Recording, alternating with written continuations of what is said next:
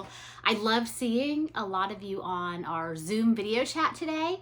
I will email your grown-ups the next time that we will do it. So if you couldn't get on today, I understand. And I hope that you can get on the next time. We'll try to do one later in the day. So if your grown-ups are working, that you can get on and we can see your smiling face.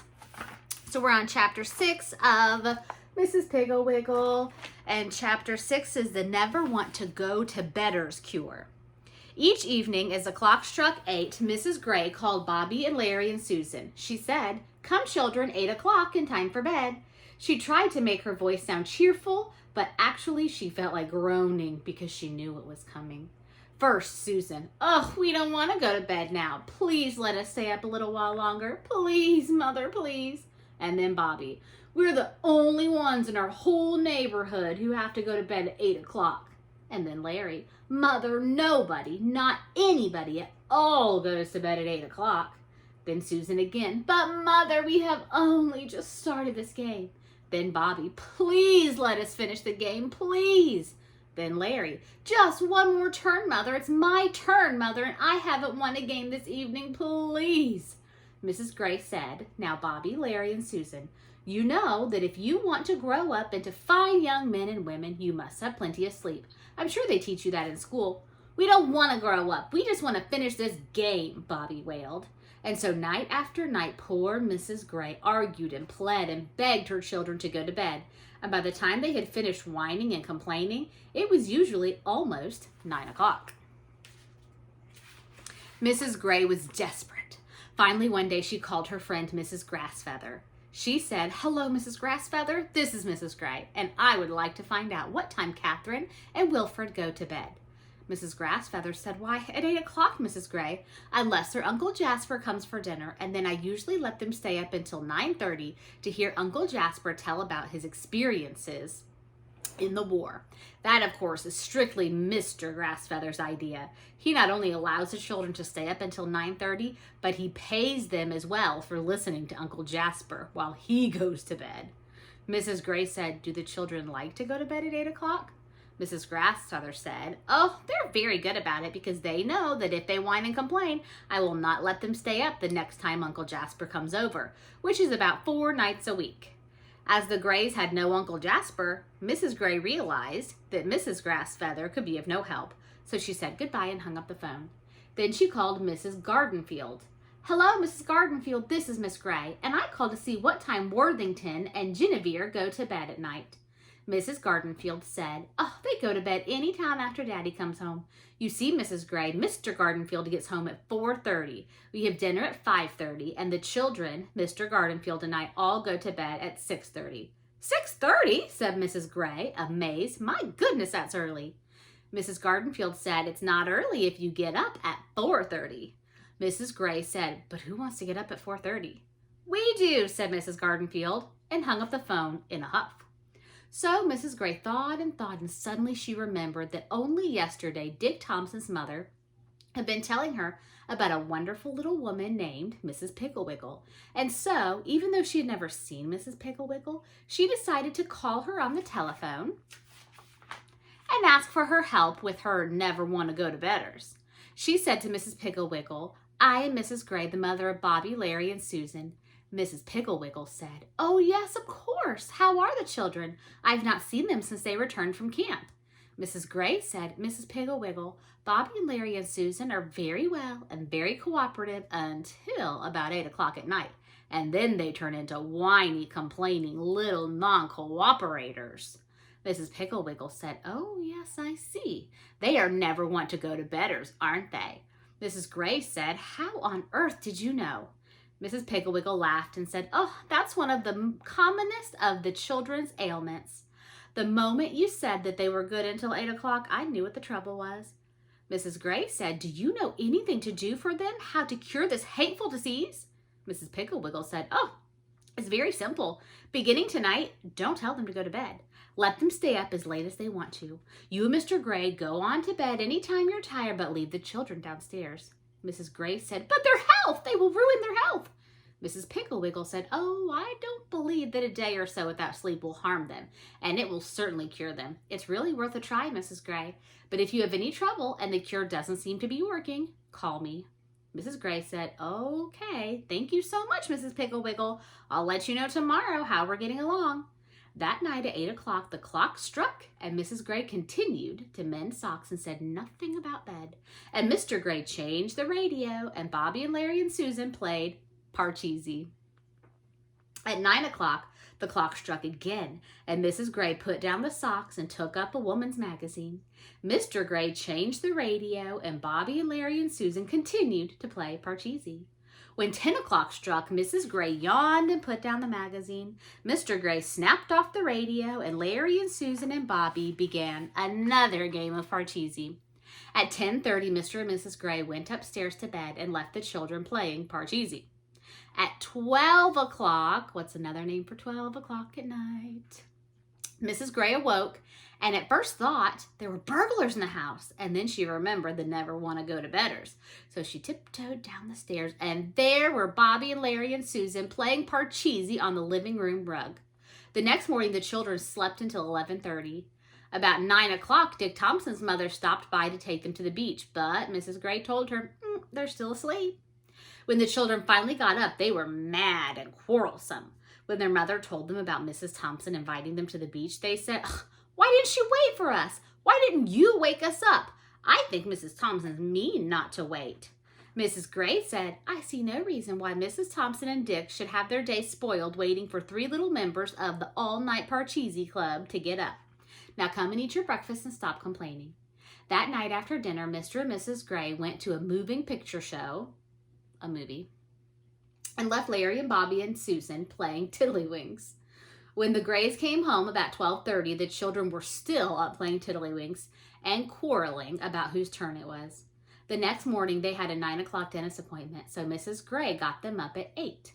Susan was so sleepy she could not eat her mush, and Larry yawned so much he choked on his eggs and had to be turned upside down and shaken by his legs.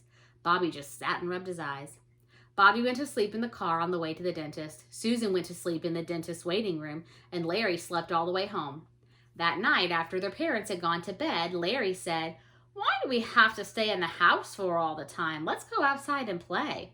So they went outside and put on their roller skates and began skating up and down the dark streets. Mrs. Milgram, who lived on the corner, came out on her front porch in her bathroom and yelled, "For heaven's sakes, don't you children know that it's almost midnight? What on earth are you doing up at this hour?" Larry said, "We don't have to go to bed anymore. We stay up late every night." Mrs. Milgram said, "Well, stay up someplace else and be quiet." She went into her house and slammed the door. So the children took off their skates and tiptoed back to the house. They got out the Parcheesi board, but Susan said it was her turn for the pinks, and Larry said, "I happen to beg your pardon, but it is my turn."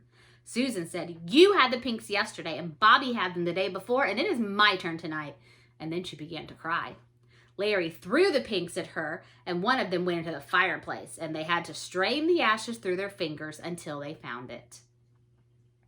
When they finally were ready to play, Bobby was asleep with his head on the board, so Susan and Larry played, jumping their men across Bobby's head until Susan also fell asleep in the middle of her turn. And here's a picture.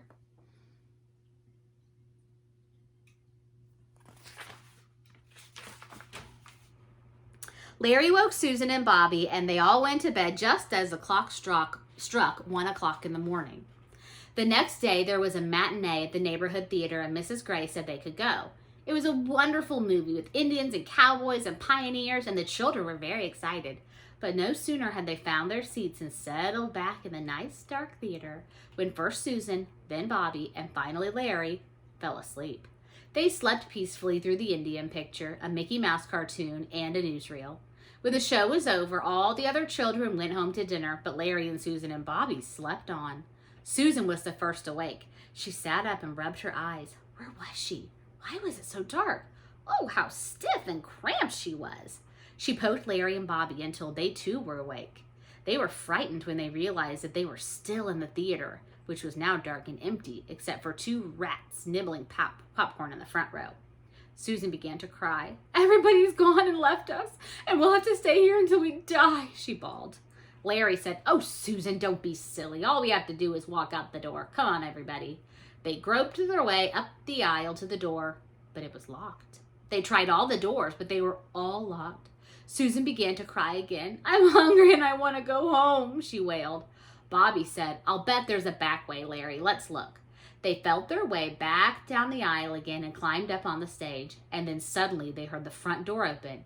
A flashlight's bold eye blinked in the darkness, and a voice said, "Hey, what's going on here? What are you kids doing?" It was Mr. Murphy, the janitor, and the children were so glad to see him that they ran and clung to his legs and all talked at once. "Oh, Mr. Murphy, we were locked in. We must have fallen asleep in the picture. What time is it? Will you let us out?" Mr. Murphy laughed at them, let them out the front door, and drove them home. Mother and Daddy were in the living room playing bridge with the Andersons and seemed not at all surprised to see the children. Mrs. Gray said, "There's bread and milk on the kitchen table. Please put everything away when you finish." And they went on with their game.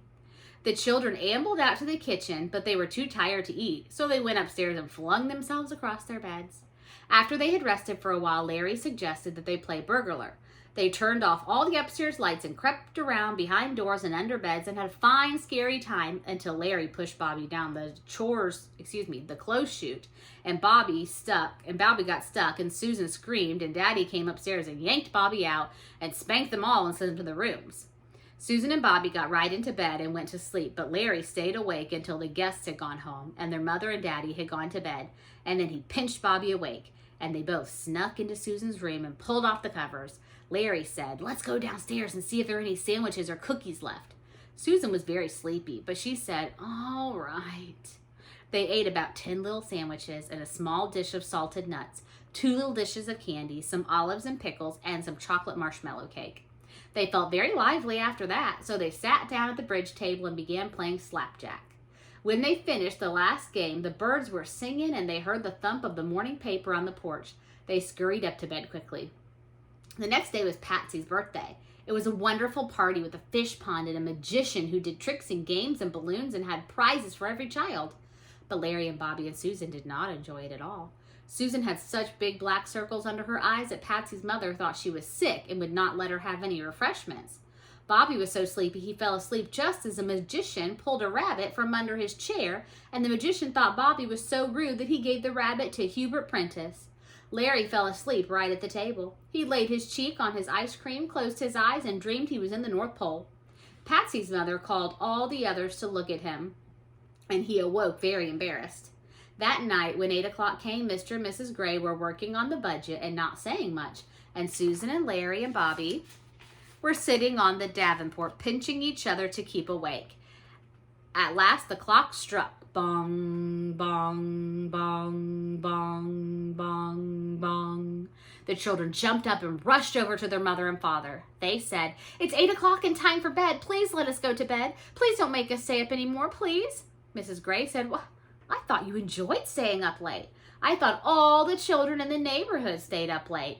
The children said, "Nobody has to stay up late but us, and we just hate it. Can we go to bed, please?" Mrs. Gray said, "Very well, children. From now on, if you are good, I will let you go to bed at 8 o'clock every night." So that is the end of chapter 6. And tomorrow I'll do chapter 7, and it is titled The Slow Eater Tiny Bite Taker Cure. And there's the picture.